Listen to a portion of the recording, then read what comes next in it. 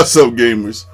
It's your boy, Launchpad 1412. Excited to be back with some Madden 21 gameplay on the PS5, and we have a classic here, man. Oh my goodness. The way this one ends, man, it's just wild. As funny as this might sound, this sort of feels like a brand new game. Not like the 2K. The 2K on the PS5 feels like a totally different game versus the 2K on the PS4. This is definitely a different game than in Madden on the PS4, but I feel more familiar with this probably because I play more Madden than I do 2K, but I still feel just a little bit more familiar. So I'm trying to, make sure my feel for the game is straight. So I'm kind of picking, a little bit the upper echelon teams that are a little bit better. Look at that play right there by Edwards Hilaire, man. Whew, way to get that first down. But this game is definitely a little bit different, especially as far as how the players defend. But the Cleveland Browns, my opponent got the Cleveland Browns. They are a really good team. I don't care what anybody said. The Cleveland Browns are one of the best teams in this game. Especially if you decided to just keep running with them. They are hard to stop. I don't know if there's a team in regs that could really stop the Browns if you ground and pound most of the time. I think they're that tough. I mean, they're arguably the best team in the game. I think arguably. They got receivers. Baker Mayfield is a sound quarterback. Even though I wish they would make some of the arms better on some of these quarterbacks and regs. I mean, man, some of these arms it's just weird. And how they throw the ball, some of the players throw the ball is a little bit weird.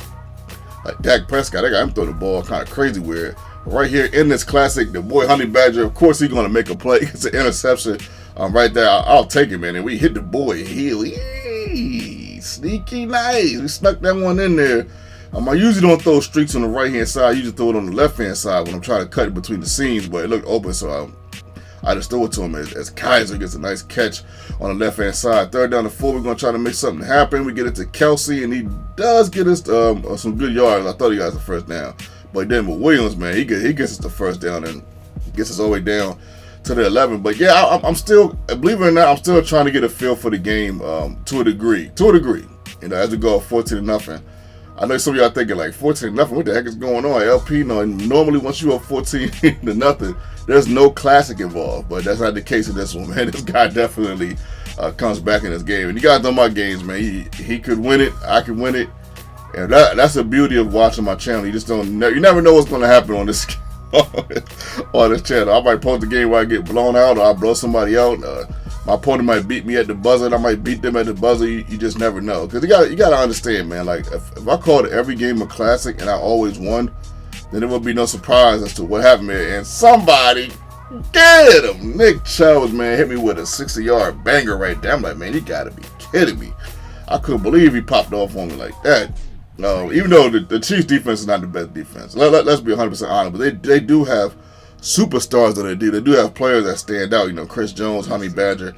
They got a couple guys, that are Pro Bowlers or forces to be reckoned with. But 14-7, he gets a nice run right there. I'm like, man, I thought I had it back there. He got a nice run. So at this point in the game, I'm like, okay, let's just try to find a defense that can sort of neutralize what my opponent likes to do, which was a little hard to discover because at first, he was passing the ball as he runs that one in and ties the ball game. But then in the second half, he started passing a lot.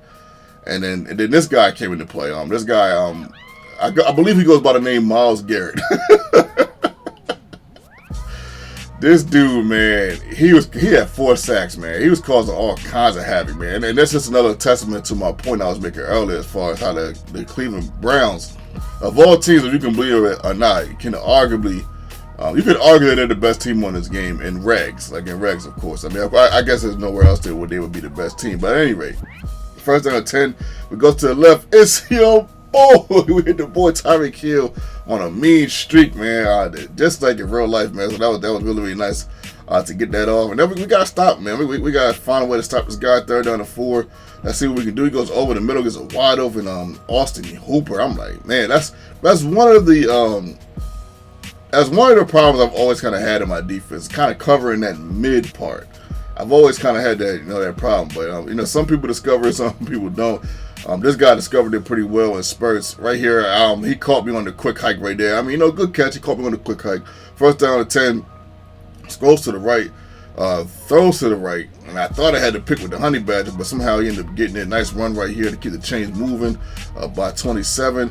Hunt again. Kareem Hunt is another reason that this team is a beast, man. 22 seconds left to go into the game. He goes to the middle, and oh, man, I read it late. I was like, oh, yeah. But look at this. 2-point conversion. Somebody get him. Nobody gets him, and he goes all the way to the hole for the layup. Nah, I'm kidding, man. He goes all the way to the Baja. And we got to make something happen, man. What I remembered was this on this play. I remembered this, and it's your boy. Yes. We end up getting a huge play right there with 14 seconds left to go to the contest. 3 seconds left. We end up getting the field goal. We out of here with the dub in our first classic, baby. Let's go. I was like, oh my goodness. I said, what am I going to do? But you see he figured it out late. That's like I figured it out late when he got the touchdown. Because he was doing that play periodically throughout the game. Like when he was in a crunch, he would go to that slant to OBJ. And it dawned on me late. I picked up on it late, and I was like, oh, man, I picked the wrong guy. I tried to get over there with the boy 49, but he was a tad bit too slow. And I was coming from the other side of the field. But he picked up. Like, I only did that play twice throughout this game. And one time it worked. And then one time he was open, but he had got it. I think Mahomes had got hit, I think by Myles Garrett. And it was an overthrow. But it was so wide open. I said, man, let me try it again. Let me try it one more time. And, you know, if it works, it works. It don't, it don't. You know, you win, you lose, you lose.